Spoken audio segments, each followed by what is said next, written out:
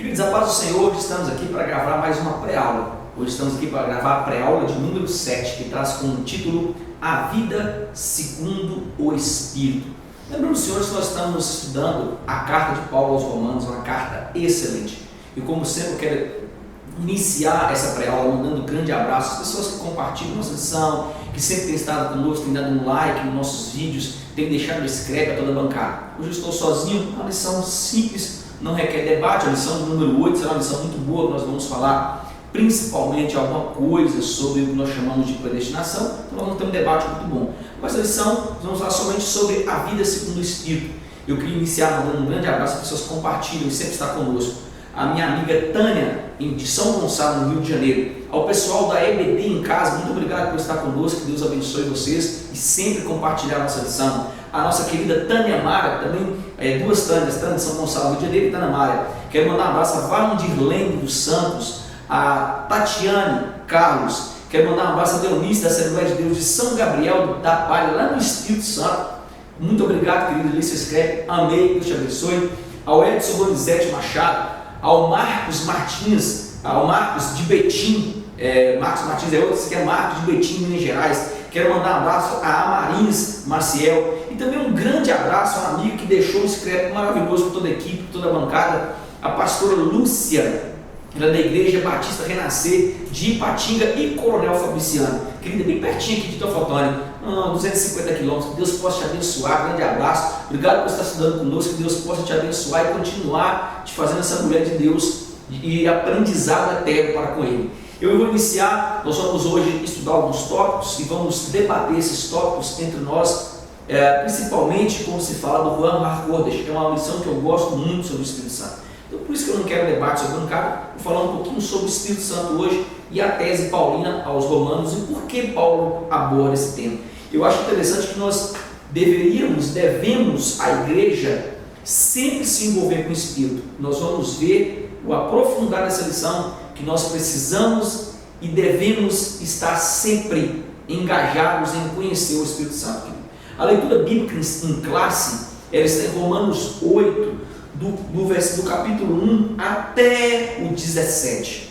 Não se esqueça, você precisa ler essa revista, você precisa ter em base que você necessita dessa carta. E você, como professor, precisa entender primeiro o que você está lendo. É uma boa exegese, para quem gosta de exegese, uma exegese visual, onde você visualiza tudo que Paulo está falando e complementa dentro da lição. Então não perca tempo, entenda Romanos 8 para você iniciar essa lição.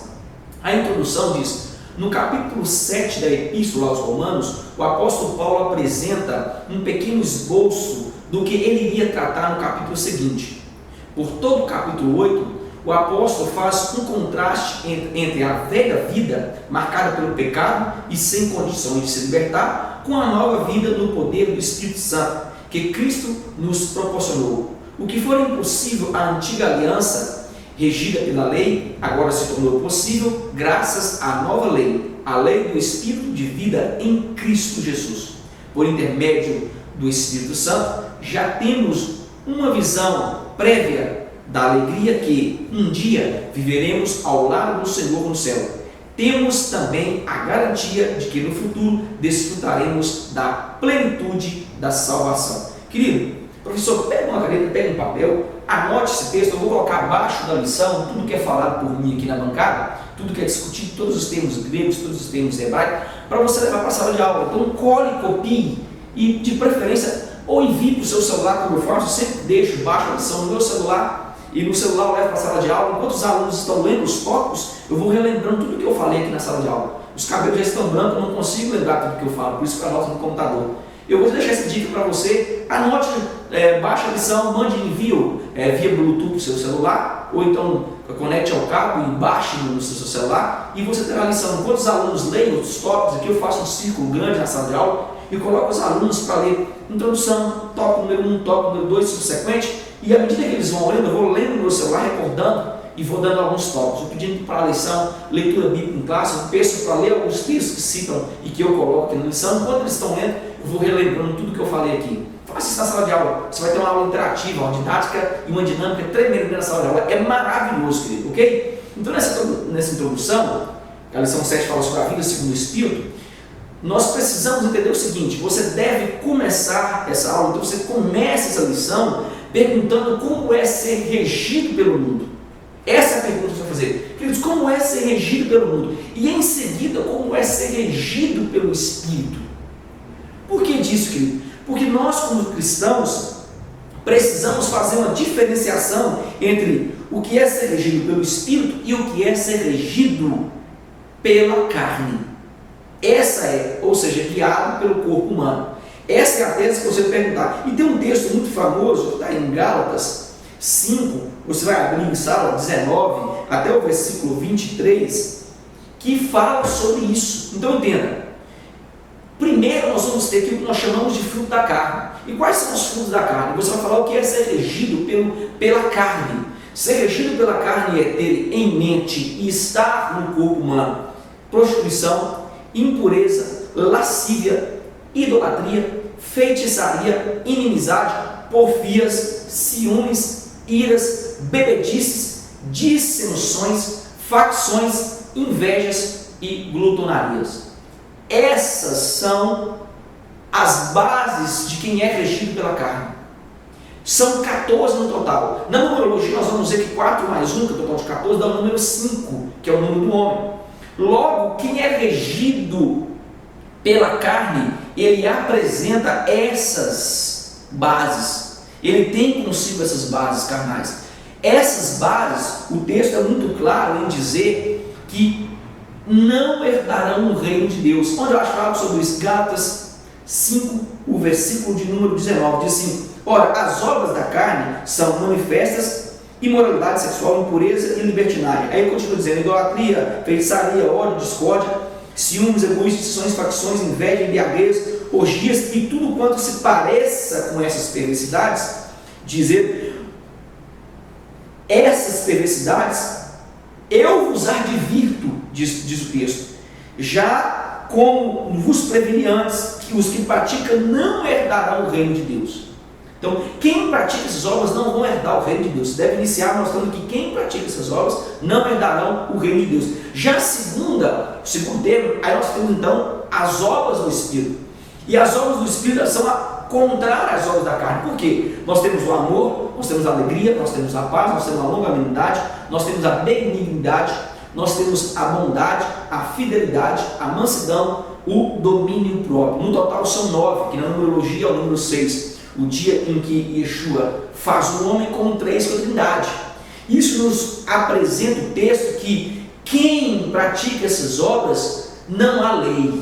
Por que não há lei? Entenda que quando você pratica essas obras, a lei não pode te matar como era feito antigamente, como era feito no Antigo Testamento. E ele prossegue dizendo assim: entretanto, aí ele apresenta o fruto do Espírito, Gálatas 5, versículo 20, diz: o fruto do Espírito é o amor, a alegria, a paz, a paciência, a benignidade, bondade, fidelidade, mansidão, domínio próprio. Contra essas virtudes, ele diz, não há lei. Olha que interessante. Por que ele fala isso? Porque ele diz que os que pertencem a Cristo, eles crucificaram a carne com suas paixões e seus desejos. É sobre isso que nós vamos falar em sala de aula. Entenda que essa lição nos mostrará que é uma separação entre os que estão predestinados, e é isso que eu quero falar aqui. Por quê? Predestinados tanto ao céu como também ao inferno. Existe a predestinação? Sim, no quesito eu estou predestinado a ir para o céu ou estou predestinado a ir para o inferno. Agora nós precisamos entender que essa lição nos mostrará que era impossível no Antigo Testamento alguém seguir à risca todas as leis. Agora, no Novo Testamento, isso se torna possível através de quem? Através de Yeshua e através do Espírito Santo, que nós chamamos de Ruach HaKodesh. Através de Jesus, através do Espírito Santo, elas se tornam possíveis. Por quê? Jesus cumpre todas as leis e nós estamos arraigados em Jesus. Jesus cumpre a lei, nós aceitamos a lei e abraçamos a graça. E através de Yeshua, nós somos feitos imagem e semelhança. E isso aqui nós vamos precisar entender. O que, queridos? Já no tópico de número 1, você deve marcar aí, que fala: a vida no Espírito pressupõe a oposição à lei e o pecado. Fala sobre a enfermidade da lei, que diz: como podemos observar no capítulo 7, Paulo exclamou em tom desesperador quando vê-se diante de si e todos os cristãos impiedosos, justos do pecado. Romanos 7,24 fala sobre isso. Ele fala que esse grito de Paulo pertence a todos nós. É sobre isso que nós devemos entender, que o fato, nesse tópico número 1, de estarmos no corpo de pecado, querido, nos faz entender que nós somos condenados por uma raiz maléfica. Aonde aconteceu isso? A queda de Adão. Essa carta é repetitiva, porque ela vai se tratar do quesito justificação e principalmente santificação. Então esse corpo de pecado nos torna a raiz maléfica, que era desde Adão. A grande pergunta agora é a pergunta de Romanos 7, versículo 24. Olha o que diz o texto.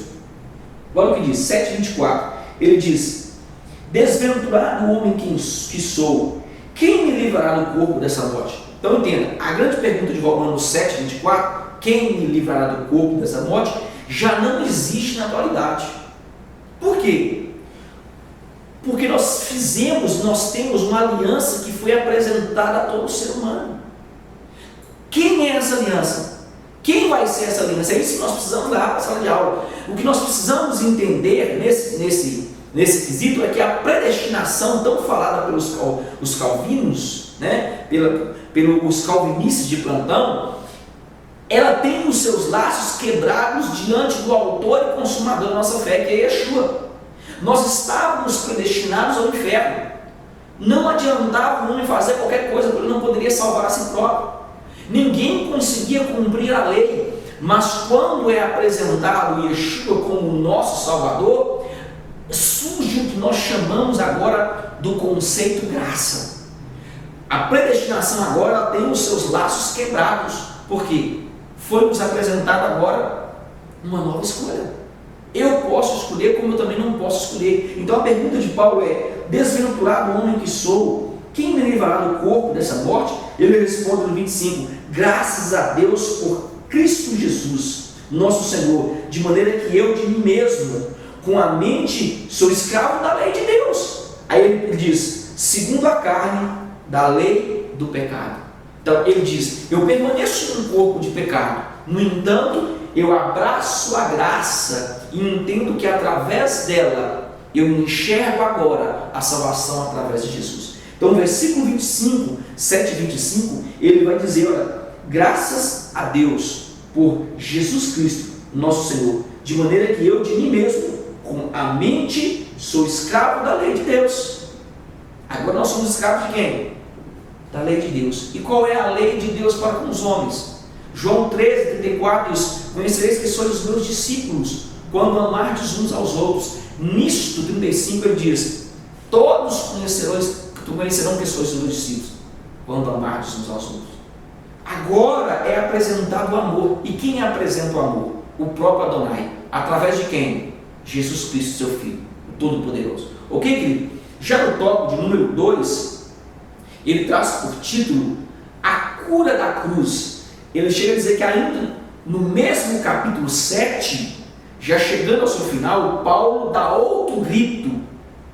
Agora, não é mais de desespero, mas é um grito de vitória pela graça de Deus revelada através de Jesus Cristo. Então muda-se agora esse grito de Paulo, e é esse grito de Paulo que nós precisamos entender. Qual é a metáfora do grito de Paulo? Nesse tópico de número 2, você deve levar para a sala algo muito interessante que eu anotei aqui, que a lei que vinha de Adonai e foi dada aqui a Moisés, para a cura de quem? Dos homens daquela época, de toda a nação, de todos os povos judeus que foram tirados do Egito. A lei que foi dada pelo próprio Adonai, ela se tornou enferma pelo próprio homem. O homem agora fez com que a lei ficasse enferma. O que era para proteger, querido, agora começa a matar. É isso que nós precisamos entender. Os rituais, os sacrifícios, eles se tornaram agora condenação. A lei que vinha para proteger começou a matar. É isso que nós precisamos entender. Os anos de desespero dos seres humanos agora têm seus dias contados. Por quê? Porque é apresentado a todos os homens a salvação de Jesus Cristo. A loucura da cruz. Por que eu falo loucura da cruz? Porque era somente algumas pessoas que acreditavam que existia a ressurreição. Até mesmo alguns dos discípulos não acreditavam que Jesus iria ressuscitar. Lembra de João? Lembra de Pedro? Quando Jesus morreu, eles voltaram a pescar, não acreditaram na ressurreição. Nós vamos ver o relato de João, que Pedro chega a entrar no túmulo e vê o lenço dobrado como um sinal de que ele iria voltar, que é o costume judeu. O lenço dobrado significa: eu estou voltando. Pedro vê o lenço dobrado e se retira dali e volta a pescar novamente. Olha que interessante. Então agora essa loucura que somente alguns acreditavam, ela nos mostra que a predestinação, mais uma vez, teve os seus tentáculos quebrados pelo quem? Por quem? Pelo livre-arbítrio. Ou seja, existe agora a escolha entre viver eternamente com o Criador ou ser banido com as hostes malignas. Onde eu acho algo sobre isso? Romanos 8, versículo de número 13, ele diz: porque se viverdes segundo a carne, caminhas para a morte, mas se pelo Espírito mortificardes os efeitos do corpo, certamente vivereis. Pois todos os que são guiados pelo Espírito de Deus são chamados filhos de Deus. Então entenda que os tentáculos agora do que nós chamamos de predestinação é quebrado e nós temos a manifestação do livre-arbítrio. Eu posso escolher entre tomar água e não tomar água. Eu posso escolher entre aceitar Jesus ou não aceitar Jesus. A justificação ela acontece em um contexto geral. Todos nós somos justificados. Jesus pagou no madeiro por todos. Agora, eu posso enxergá-lo com os meus olhos espirituais ou não. Agora me é apresentado o livre-arbítrio. Enquanto o velho homem seguia rumo ao desfiladeiro, rumo ao inferno, nós temos agora na graça a justificação através de Jesus. É apresentado um novo modelo de vida. E quem é a vida? O próprio Filho de Deus, Yeshua HaMashiach, Jesus Cristo o Messias. Ok? Isso deve ser apresentado nessa aula. O tópico de número 3, ele traz por título: a lei do pecado é revogada. Fala a lei do pecado e da morte que havia neutralizado ou tornado ineficaz a lei, agora foram revogados pela lei do Espírito da vida. Tem isso aqui, olha que interessante. Esse tópico número 3, nós precisamos entender que enquanto o homem se vangloriava nos atos da lei, no Antigo Testamento, os rabinos, nós vamos ver aí os fariseus, os saduceus, os amorreus, os essênios, era um grupo, e os escribas em si eram um grupo separado, em que só eles eram detentores e seguidores do que nós chamamos da Torá, das mitzvah, ou mitzvot do original, no plural, que significa mandamentos, ordenança. Existia uma casta que ficava jogado, que não tinha acesso a isso. Então, enquanto o homem se vangloriava nos atos da lei, e nos seus cerimoniais, no todo, nos méritos próprios que ele tinha, que eles tinham e têm até hoje, alguns judeus, algo muito profundo acontecia, querido. E o que acontecia? Acontecia que o pecado ele continuava cegando a todos espiritualmente. Lembra do caso da mulher adúltera? Senhor, ela foi pegada em adultério, a lei manda apedrejar, mas e tu, o que dizes? Mas cadê o homem que estava com ela? A lei não foi cumprida num todo, somente em metade. Olha a hipocrisia que existia naquela época. Lembra da mulher do poço de Jacó? Tu tens 5 maridos e o que tens agora não é teu. Aí ela diz: veja que tu és profeta, porque sabe da minha vida. Ela não poderia conversar com Jesus, e no entanto Jesus para conversar com ela, e ela mesmo se julga indigna de conversar com um homem. Essa lei que matava, essa lei agora, que os homens se vangloriavam nela, em seus cerimoniais, em seus méritos, ela cegava os homens espiritualmente. Isso nos leva a entender que necessitávamos de alguém, querido, que quebrasse todas as travas dos nossos olhos. ou seja, quebrasse todas as traves dos olhos dos rabinos, quebrasse as traves dos olhos dos judeus ortodoxos, que apontavam os erros dos outros, mas em si eles estavam errados. É isso que Paulo apresenta. Então, eles não cumpriam os objetivos das mitzvah, não cumpriam os objetivos dos ensinamentos. E qual eram os ensinamentos? Os ensinamentos que Deus havia deixado, que Adonai havia deixado para Moisés. Os próprios ensinamentos que eles levantaram junto com Moisés, eles não cumpriam. E agora, eles precisavam entender que havia um novo ensinamento e novos objetivos, um novo viver. E quem era esse novo viver? O que era esse novo ensinamento? Era o ensinamento de um verdadeiro Pai. E esse ensinamento precisava ser difundido a todos. É por isso que Paulo fala em Romanos 8, 14 e 15, ele vai nos falar sobre esse ensinamento. Ele diz, olha o que diz isso, o texto: pois todos os que são guiados pelo Espírito de Deus são filhos de Deus. Ele não faz separação aqui entre gregos e judeus. Ele não faz a separação aqui entre gentios e judeus. Ele não faz separação entre rico e pobre, entre preto e branco. Ele faz aqui algo maravilhoso vindo do próprio Deus, que todos os que são guiados pelo Espírito. Por que ele diz Espírito, ele não diz Jesus? Porque o próprio judeu crê no Espírito de Deus. Os judeus creem no Espírito de Deus, não da mesma forma que nós cremos, mas eles creem que o Espírito de Deus manifesta através dos seus essenciais emblemas na sua atualidade. De que maneira? Convencendo o homem de que ele é portador do pecado. Nós, porém, acreditamos de outra maneira, de que ele convence o homem do pecado e também renova o nosso espírito e nos dá dons celestiais. Essa é a diferença.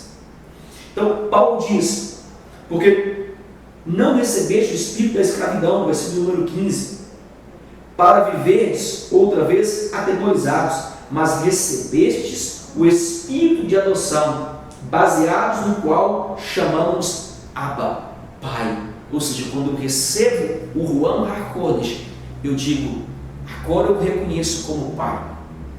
Essa é a tese que Jesus apresenta, e Paulo agora bate nessa mesma tese, dizendo, vocês agora são parte da família de Deus, através de Jesus. É por isso que nós somos co-herdeiros. Nós precisamos entender nessa lição, querido, que Paulo, quando nos apresenta o espírito de adoção, e nós chamamos ele de Pai, no original Abba, Paizinho, significa intimidade, nós passamos a entender a esfera espiritual. Nós já não vivemos numa esfera carnal. É por isso que Paulo trata desse assunto falando sobre o Espírito, sobre o Ruach HaKodesh, que todo ser envolvido por ele é diferente.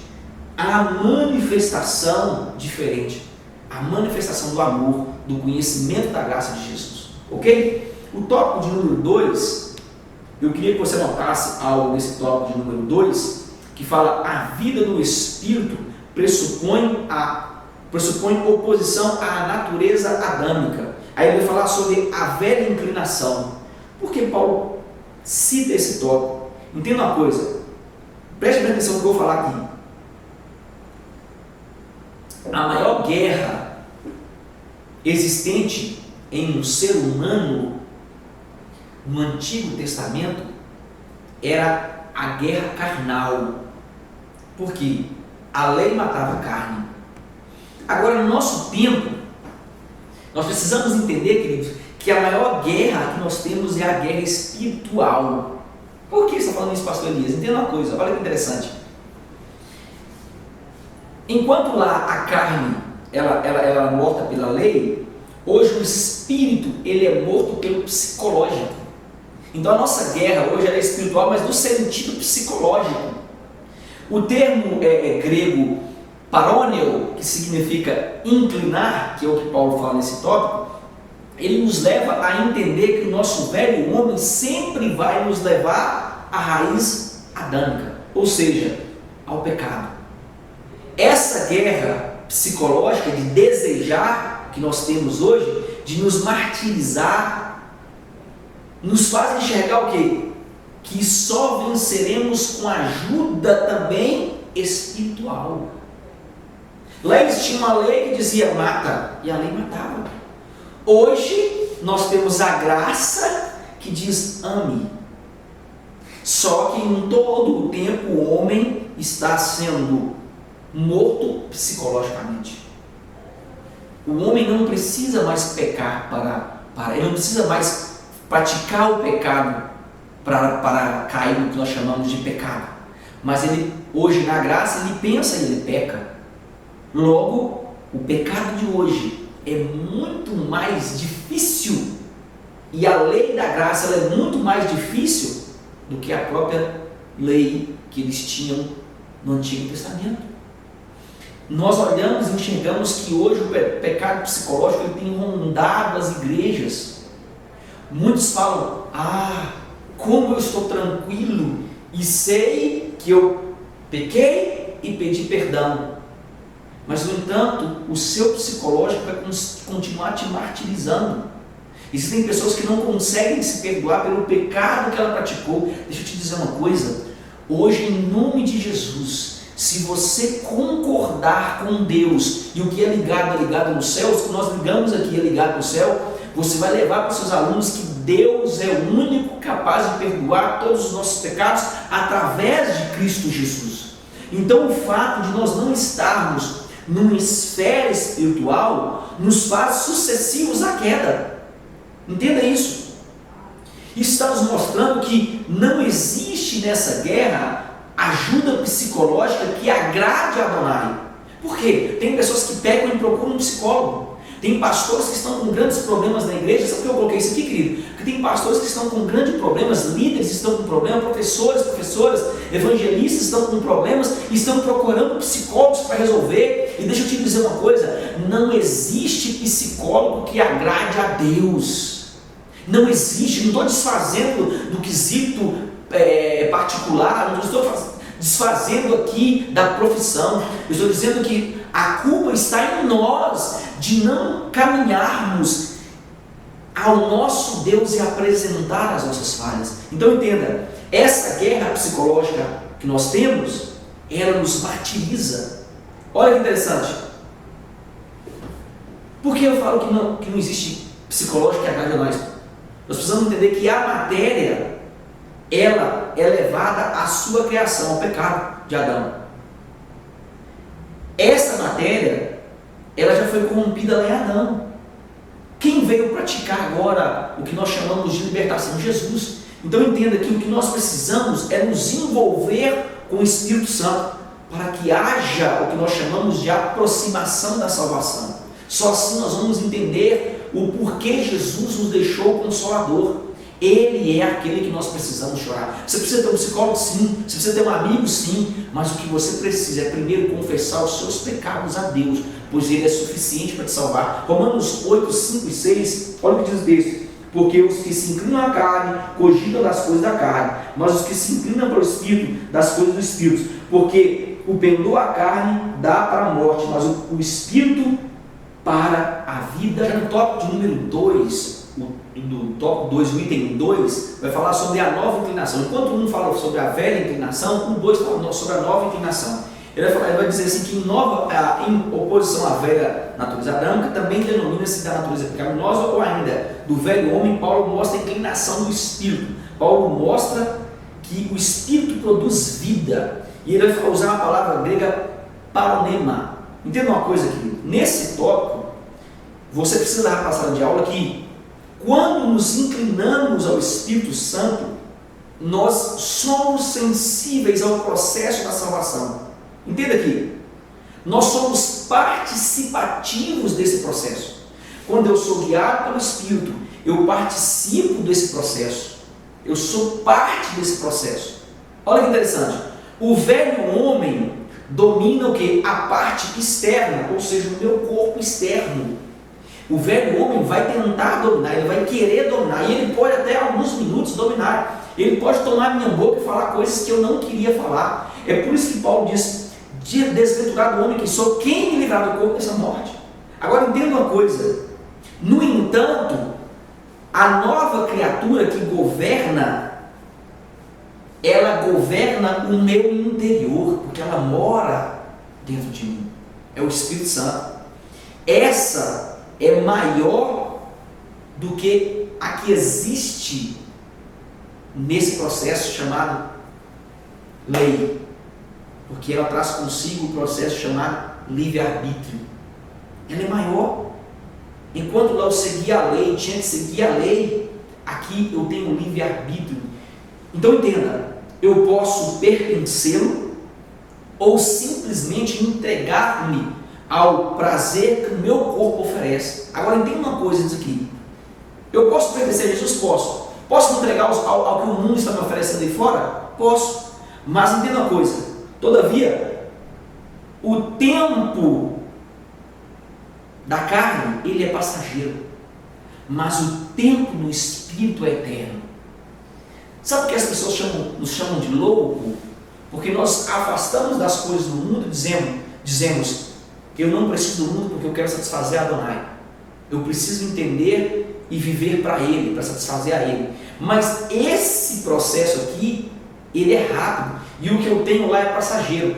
Eles estão vivendo o processo rápido aqui, e irão viver um processo pior, que é o eterno, com Satanás. É isso que Paulo está tentando explicar. Eu posso viver um processo passageiro na carne, mas um eterno no Espírito. Onde eu acho algo sobre isso? Vazamento bíblico, Romanos 8, versículo número 11. Olha o que ele diz: se habita em vós o Espírito daquele que ressuscitou a Jesus dentre os mortos, esse mesmo que ressuscitou a Cristo Jesus dentre os mortos, vivificará também o vosso corpo mortal, por meio de seu Espírito, que em vós habita. Logo, o que eu tenho em mim, o que habita em mim, é eterno, enquanto a minha carne é passageira. É isso que deve ficar bem explicado nesse tópico. O tópico de número 3, que traz por título, o tópico de número 3 fala sobre a nova filiação. Ele vai dizer, essa nova inclinação a qual o apóstolo se referiu, só se tornou possível porque o justificado em Cristo Jesus passa a ser guiado pelo Espírito de Deus. Nesse tópico de número 3, você deve entender que o termo adoção, que vai falar, que Paulo vai tanto abordar nesse processo, ele significa um processo legal que consiste no ato de se aceitar espontaneamente como filho uma determinada pessoa. Agora entenda, dentro desse processo aí, essa pessoa tem que respeitar as condições jurídicas para o processo. Olha que interessante. Quando nós nos envolvemos com o Espírito Santo, nós somos feitos filhos através do processo de adoção. Nós éramos o quê? Escravos do pecado do mundo. Estávamos separados de Deus. Havia uma parede, um muro que me separava, assim como Adão foi separado de Jesus. Essa parede, pecado, até hoje faz separação entre os homens que estão fora da igreja. E até sobre muitos cristãos que estão dentro da igreja que não se converteram. Somente vem para um culto, senta, ouve a palavra, vai embora e passa horas sentindo um prazer, mas depois volta tudo ao normal. Nós, porém, somos diferentes, querido, que nós éramos escravos do pecado, agora nós somos feitos filhos de Adonai. Isso significa co-herdeiro, através de quem? De Jesus Cristo. Foi Ele que pagou o preço do Calvário por todos os que o aceitam. É por isso, querido, que nós entendemos o processo da justificação. Todos foram justificados, mas a eleição agora acontece para os que aceitam a Jesus. Romanos 8, 16 e 17, ele diz: o próprio Espírito testifica com o nosso Espírito que somos filhos de Deus. Aí ele completa dizendo: ora, se somos filhos, somos também herdeiros. Aí entra herdeiros de Deus e co-herdeiros em Cristo. Se com Ele sofremos, também com Ele seremos glorificados. Se nós sofremos agora por amor a Jesus, nós seremos glorificados com Ele na sua glória. Entenda que nesse processo nós temos em nós o selo que testifica que somos separados por Adonai. Quem é esse selo? O Ruach HaKodesh, o Espírito Santo. É Ele quem nos governa. Ele é o selo que Deus colocou sobre a pessoa que aceita Jesus como Salvador. Ok, querido? Aí no tópico de número 3, ele fala assim: a vida no Espírito pressupõe a oposição entre a nova ordem e a antiga. Fala sobre a manifestação dos filhos de Deus. Entenda uma coisa, nesse tópico você vai parar a sala e explicar o seguinte, que a glória que nos será revelada, que é falada por Paulo no versículo 18, e ele fala isso, ele diz assim, porque para mim tenho que, por certo, sofrimentos do tempo presente não podem ser comparados com a glória que há de ser revelada a nós. Então essa glória que Paulo se refere no versículo 18, refere-se às palavras do próprio Jesus em João 14:3. Você quer ver algo sobre isso? Olha que interessante. João 14, o versículo de número 3. Olha o que diz o texto. 3 diz: e quando eu for e vos preparar lugar, voltarei e vos receberei para mim mesmo, para que onde eu estou, estejais vós também. Qual é essa glória? É estar com Jesus.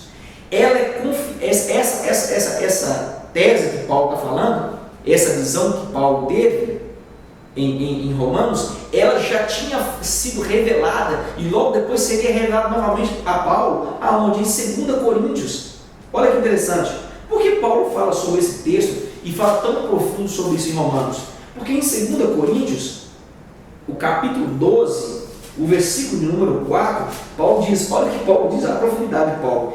Ele diz: foi arrebatado no paraíso e ouviu palavras inefáveis, o qual não é lícito a homem referir. Olha que interessante. Eu sei que tal homem, se no corpo ou fora do corpo, não sei, Deus o sabe. Foi arrebatado e ouviu palavras inefáveis. Quem é esse homem? O próprio Paulo. Agora, a visão de Paulo é confirmada através de quem? Do Espírito Santo. É por isso que Paulo se refere tanto ao Espírito, que ele é capaz de nos mostrar a glória do porvir. Entenda que o velho homem ainda incomoda o nosso ser, querido. Nesse tópico você deve falar isso. Mas quando nós nos envolvemos com o Espírito Santo, nós chegamos a uma dimensão celestial. Nós sentimos e temos paz em meio às dificuldades presentes. Logo, o Espírito Santo, ele sonda a nossa alma e ele intercede junto a Adonai por nós. Quer algo sobre isso? Romanos 8:26. Olha que magnífico. Também, o Espírito semelhantemente nos assiste em nossa fraqueza, porque não sabemos orar como convém, mas o mesmo Espírito intercede por nós sobremaneira que, com gemidos inexprimíveis. Isso significa que ele intercede por cada filho. O termo que a revista chega a dizer, a revista usa o termo aí, sunergos, a pronúncia é diferente, é sonergos no original, é uma palavra grega que significa coadjuntor, coadjuntores, colaborador.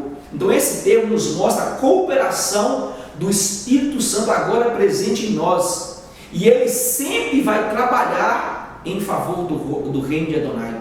O Espírito Santo jamais vai te levar para uma balada, o Espírito Santo jamais vai te levar a mentir, o Espírito Santo jamais vai te levar a pecar.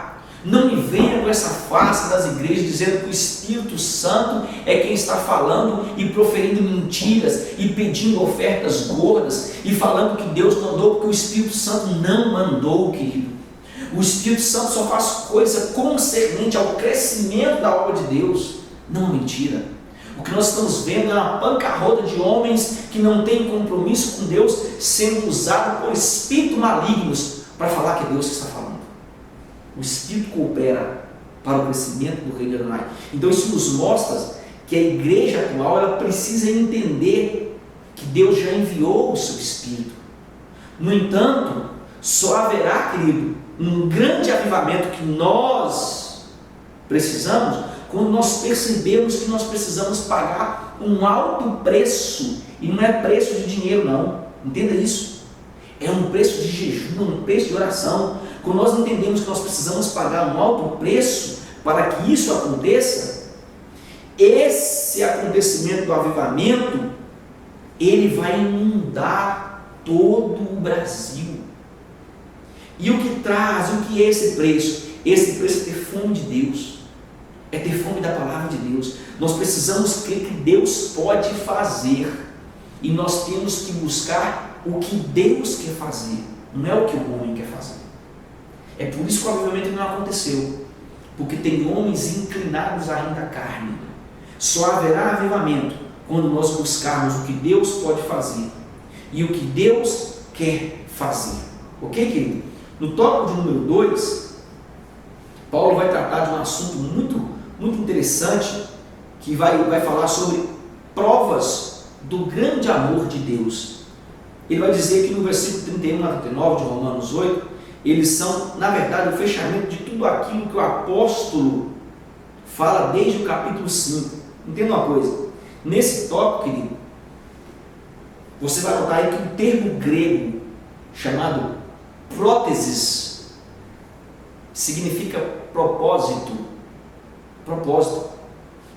Ele é exposto em Romanos 8, 29. Olha o que diz Romanos 8, 29.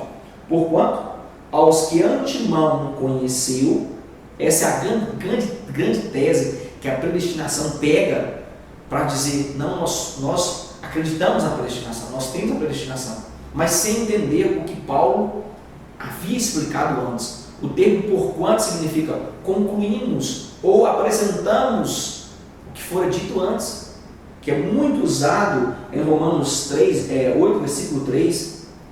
Entenda que ele diz assim, porquanto, ou seja, tudo que nós já falamos antes sobre Jesus, o que foi apresentado de Jesus, aos que antemão conheceu, também os predestinou, para serem conformes à imagem de seu Filho, a fim de que ele seja o primogênito entre muitos. Entenda uma coisa, semelhança não é igual.